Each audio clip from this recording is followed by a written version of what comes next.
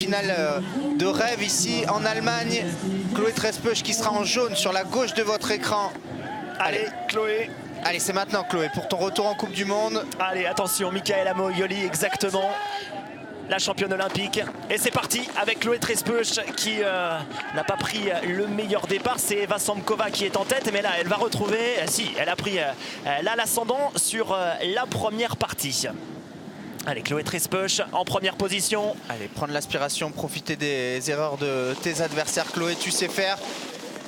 Ah, pour l'instant, c'est le scénario absolument idyllique pour Chloé Trespeuch.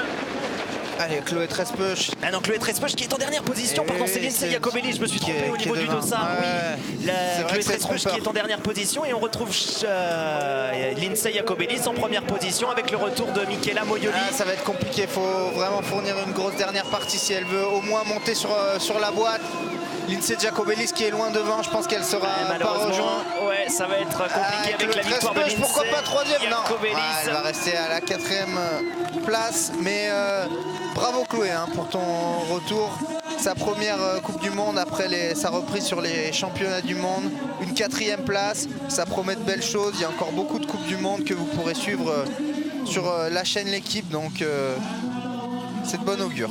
Lindsay Jacobelli, vainqueur à Servilia, le deuxième jour de la première manche de Coupe du Monde, vainqueur de 30 Coupes du Monde dans sa carrière, et si je dis pas de bêtises, c'est sa 31e victoire en Coupe du Monde, la vice-championne olympique qui était Turin, déjà là, exactement, en 2006 à Turin.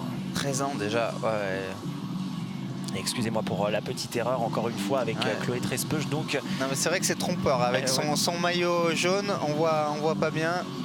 Et Lindsay Jacobelli donc qui vient s'imposer devant Michaela Moioli avec le dossard bleu. Ah, c'est pas pour cette fois, mais ça sera pour la prochaine. Chloé, on le disait, qui est tout juste rétablie de sa blessure à la cheville contractée en début de saison. Et Lindsay Jacobelli, on la retrouvera demain pour l'épreuve mixte, la première championne du monde de l'histoire du snowboard cross mixte. Ouais, avec Mick Dierdoff. Avec Mick Dierdoff, exactement. On la retrouvera sans doute avec Mick si il est remis de sa chute, puisqu'il est parti à la faute tout à l'heure. Ça avait l'air d'aller, mais c'est vrai que des fois ça secoue et on a le contre-coup le jour d'après, donc on verra.